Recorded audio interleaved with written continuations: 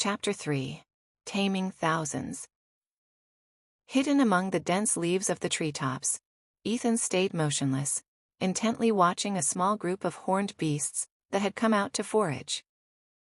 Around him, 36 tamed horned beasts quietly spread their black wings, their sharp fangs gleaming in the light. Their tails were slightly raised, poised to strike, waiting for the command to attack. After consuming the blood essence of a giant wolf and a serpent, Ethan was pleasantly surprised to discover that his magical power had greatly increased. Now he could tame 10 wild horned beasts in a single day by dripping blood, an efficiency that was far beyond what he had achieved before. In just a few days he had tamed dozens of solitary horned beasts without any mishaps. It was unclear whether it was due to the absorption of Ethan's blood or the effect of the sorcerer's tower, but the thumb-sized horned beasts, once tamed and kept within the sorcerer's tower for a period of time, grew to the size of a dagger hilt.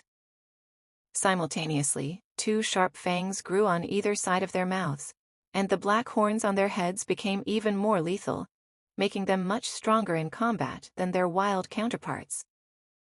Ethan had tested several times and found that the tamed horned beasts were far more aggressive and battle-hardened than the wild ones. Even when facing 5 or 6 wild ones at once, the tamed beasts could handle them easily.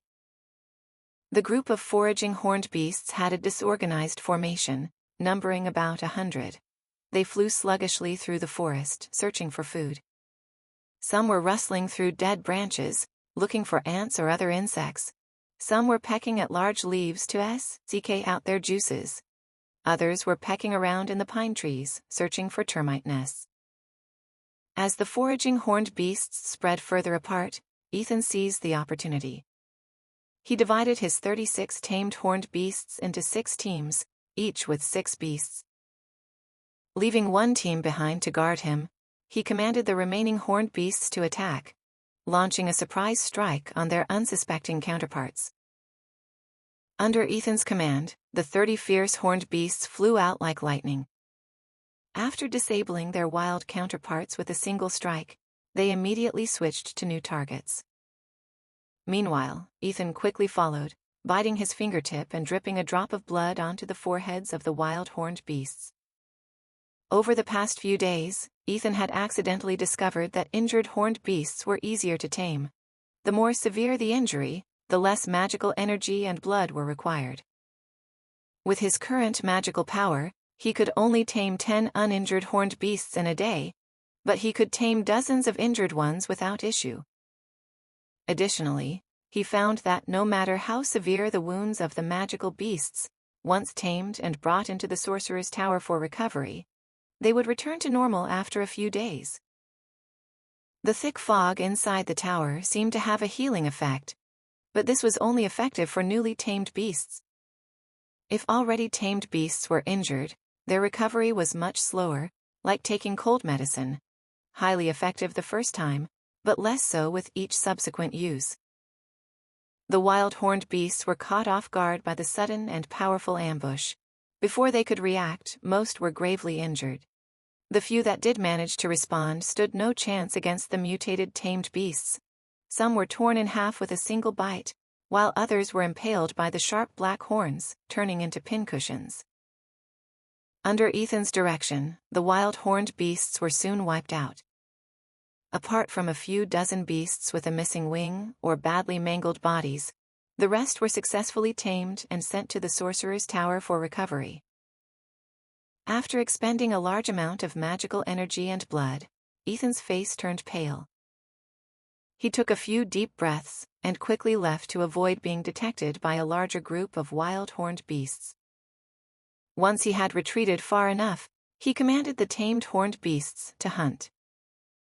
This not only allowed him to enjoy a variety of wild game, but also further trained the beasts in coordinated combat.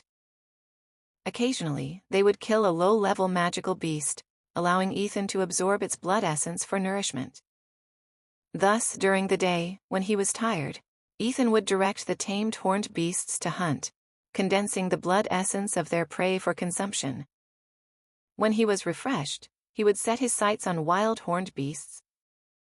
At night, he would dedicate himself to practicing the mysterious sorcery techniques. Initially, the magical energy coursing through his body felt faint and elusive, but over time, he gradually sensed a continuous surging current. After more than a month, Ethan had gradually adapted to the law of the jungle in the forest, and he had also tamed over 2,000 bloodthirsty horned beasts. Eventually, he stopped frequently raiding the horned beasts' nests. It wasn't that he wanted to accumulate some good karma, but the horned beasts had become more cautious. Not only were solitary horned beasts rare, but even small groups had become scarce.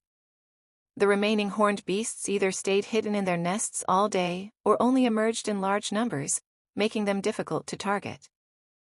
Now that he had enough defensive forces, Ethan set out for the outskirts of the forest, hoping to soon emerge from the vast expanse of the Terras Forest.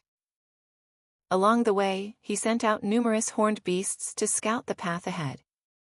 If they encountered a beast too powerful to defeat, they would steer clear, while any weak creatures were swiftly attacked in waves by the horned beasts, ensuring their journey was perilous but manageable. One day, after walking for several hours, Ethan stopped near a small lake to rest briefly before continuing. Based on the memories of the horned beasts, as long as he kept heading west, he would eventually exit the seemingly endless Terras Forest. Near the lake, a group of long-eared white rabbits playfully chased each other, their lychee-sized eyes darting toward Ethan from time to time, but he had no interest in them.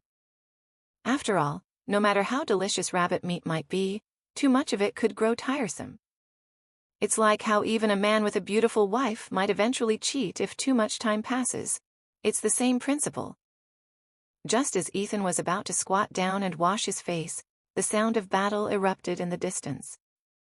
As a low-level magical beast, the horned beast could understand some basic common language of the continent, and after absorbing their memories, Ethan quickly learned this relatively simple language.